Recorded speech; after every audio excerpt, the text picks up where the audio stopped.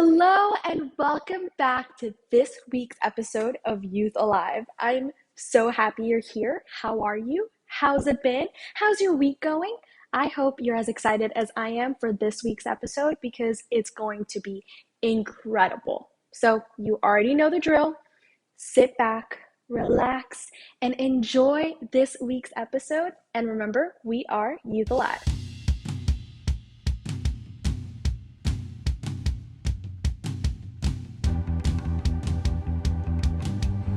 Hey guys, I hope you guys are enjoying this week's Youth Alive video. This is in the works, and today I'm going to show you guys how to make origami whale.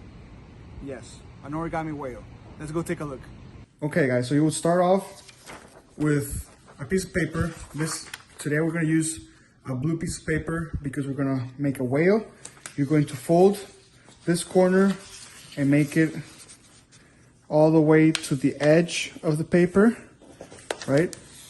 Fold it like that, and then you fold it outwards, and then wherever this line ends, right, you can see that there's a corner here where the line ended.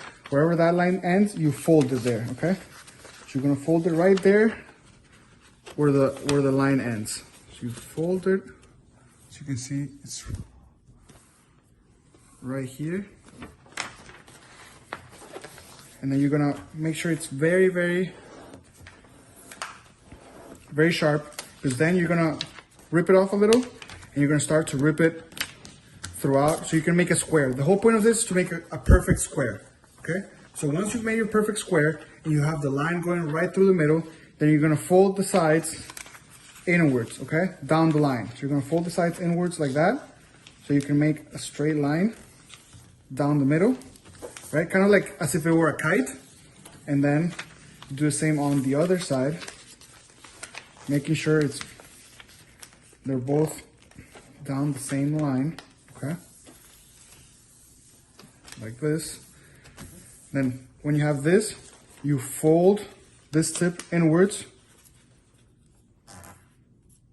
fold it in, make a triangle. So you're gonna have this at this point, kind of like, looks kind of like a diamond, right?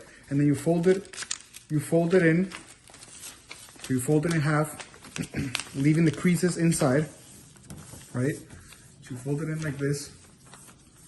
And once you have this, you're going to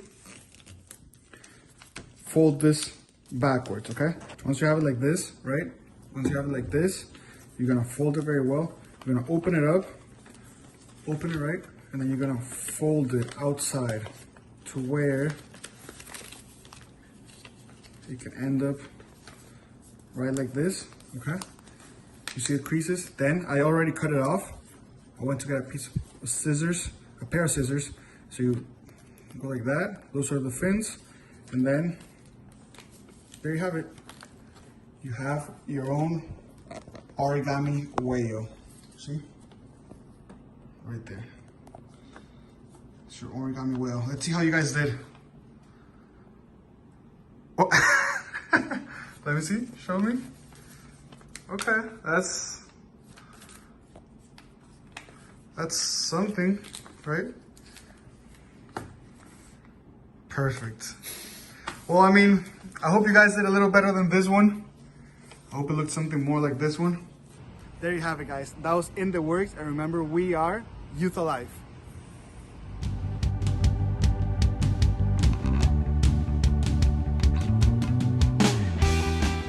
Hey guys, welcome to the segment of Did You Know?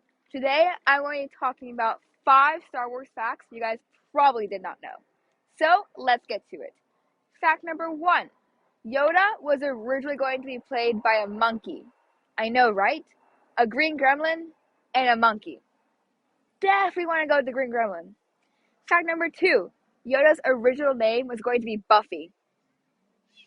Now I don't know about you, but Buffy does not sound so cool as Yoda. So, definitely a great choice to go with Yoda. Fact number 3. Chewbacca's voice is a mix of lions, bears, walruses, and other dying animals. Fact number 4. The phrase, "I have a bad feeling about this," has been said in every Star Wars movie. Have you heard it? And fact number 5. Luke Skywalker was going to be the next Darth Vader. I know, crazy. but that was scratched out and we got him on the good side. So, thank you guys.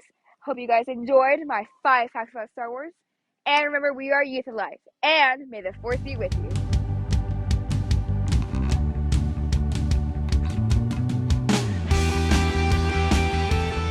Hey Youth Alive! So I was walking on campus the other day and there were a lot of backpacks on the floor. And I was like, okay, this is very weird. A lot of backpacks on the floor. And then I asked what was going on, and this guy told me that October is Mental Health Awareness Month. And for my pick of the week, I have chosen Mental Health Awareness Month. Check this out. Hello everybody, how you guys doing? As you can see here is Mental Health Awareness Month throughout this month of October. Right now what we're doing is part of the Sense Silence packing here at San Houston. This is actually the first time coming over here, and what we have is multiple backpacks around the whole campus here at the LSC. Each backpack represents a story about someone that has suffered from mental illness or has passed away due to suicide. Some of these backpacks right here contain actual stories from victims. You know, the backpacks that are in the rack right there actually have the personal items as well as more information about them. It really is important to check on people and loved ones that suffer from mental illness. So this is what the guy was talking about. Those backpacks right there are real backpacks of real victims of mental health diseases. Yeah, a lot. Let's see what a Sam Houston State University student thinks about this whole topic of mental health. I think there's a very big stigma against mental health. Just that many cultures don't think is real, that it's more of a hush-hush situation, that it's something to be ashamed of, and I mean that causes a lot of fallback because people don't get help, people are afraid to reach out, people are afraid to go to therapy, people are afraid to take medication because they'll get that stigma of crazy, of disturbed, of not a productive member of society and things like that. And it really does affect everybody because I mean everybody can benefit from therapy, from counseling, and to even just to help other people reach out. We are not doing this because we want to scare you at all. It is because we want you to understand that this is real, and we want you to be safe, and we want you to take care of the ones around you. It is actually amazing that nowadays we college, high school, and middle school students, we can talk about this topic more freely. And here in Youth Alive, we are talking about mental health with the Bible in our hands, which is the most important thing. All right, guys, I will catch you later. Thank you for watching, and remember, we are Youth Alive. See you later.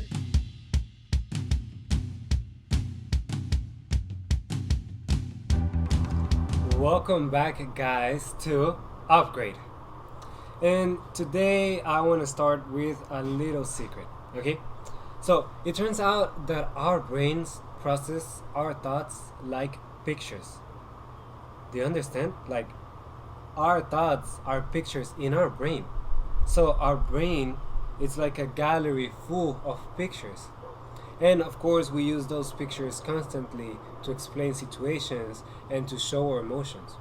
And sometimes we don't realize it, but we use those pictures all the time, more than we can even think about.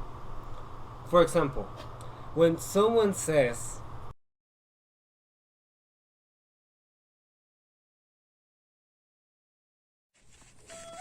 "Help!"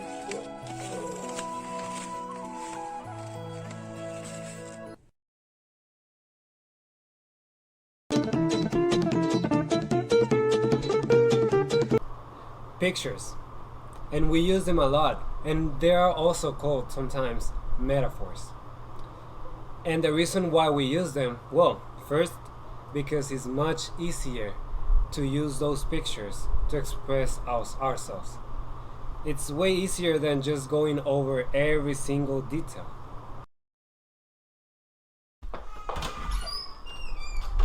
Nice. The weather is so crisp. Let's go.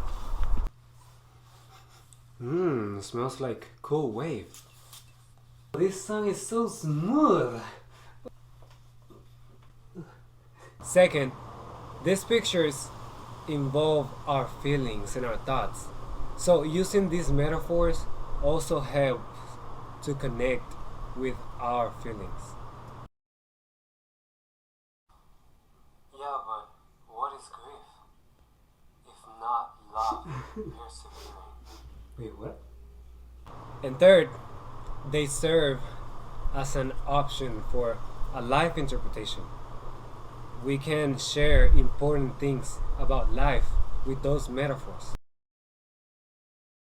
What do you expect from me? More. How successful do you want me to be? More successful. How many more records can I break? More records. But I'm the best. But are you a different animal and the same beast? What? You're welcome. And in the Bible, we see a lot of metaphors, a lot of those pictures that help us understand things about life. So, why am I telling you this secret? Because we have talked about suffering and pain, and we have answered questions like why do we suffer and how God can help us through suffering. But suffering is something complex. It's something that it cannot be just described like this. Because there are different kinds of suffering. And that's why we're going to talk about different examples of metaphors of suffering that are in the Bible. Different pictures of pain. And today we're going to start talking about the furnace. Roll the tape.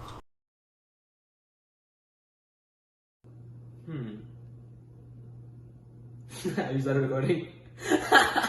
What metaphor or image do I use to describe my suffering? I feel like I haven't really suffered yet in life. I've gone through some difficulties, as everyone does. But I'm only 19. I haven't really suffered yet that much. So I don't really know what the metaphor or image I would use to describe my suffering. My answer would be a river, like drowning in a very fast moving river that is overwhelming you, and yeah, that's what I think I would say when I think of pain.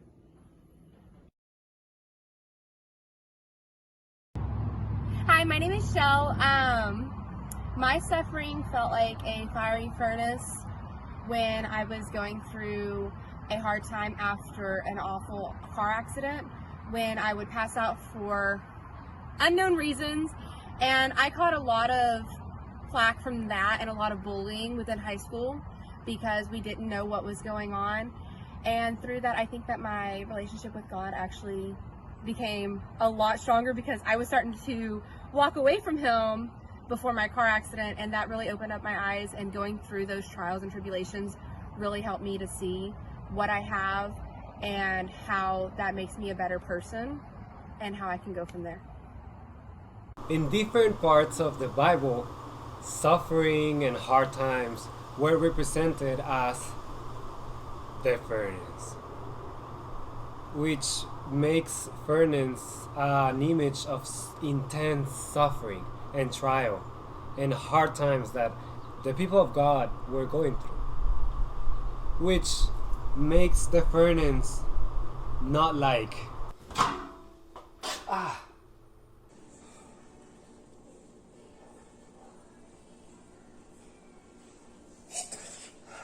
but more like this.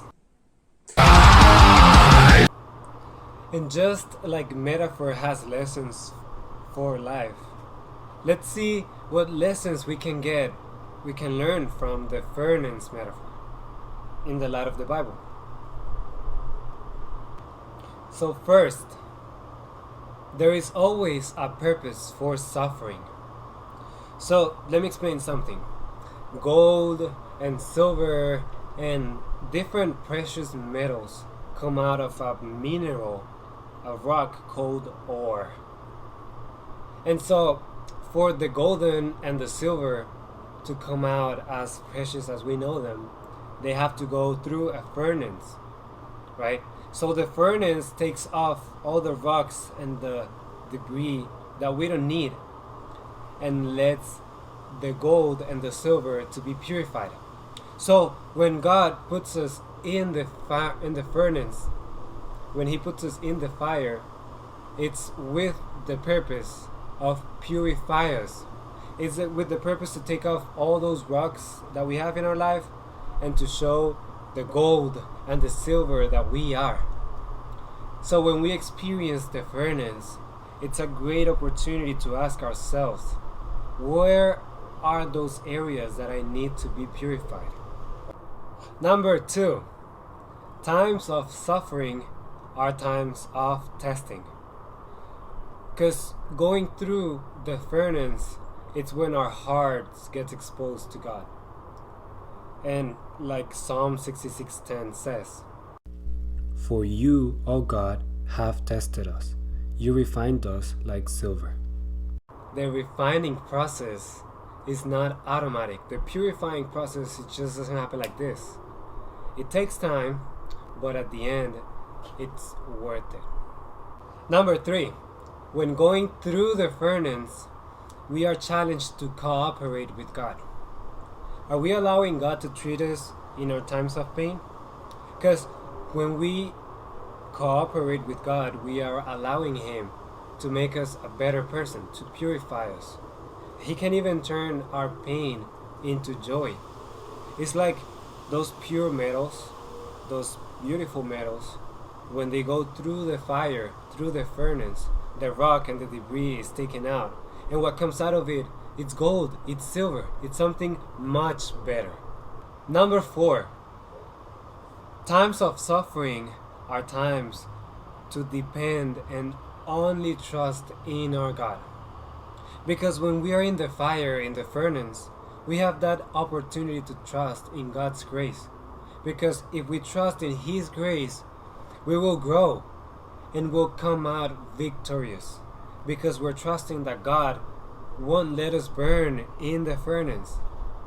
That He will turn off the furnace right on time because He knows the exact amount of time that we need to be in there.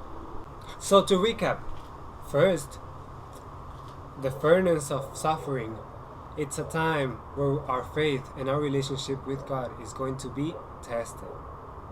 Number 2, when we depend on His grace, we will see His love and protection in our lives. Number 3, we will see growth in our lives and God's purpose.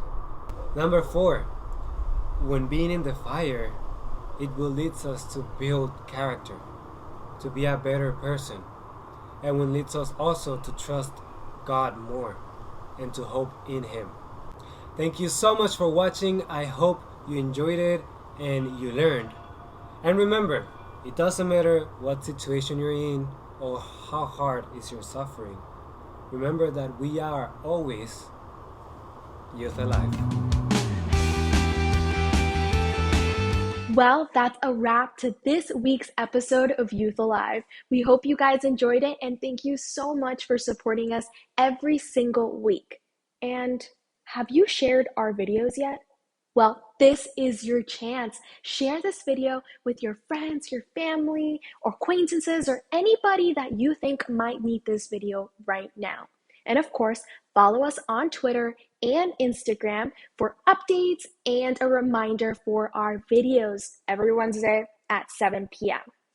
Well, see you next time, and remember, we are Youth Alive.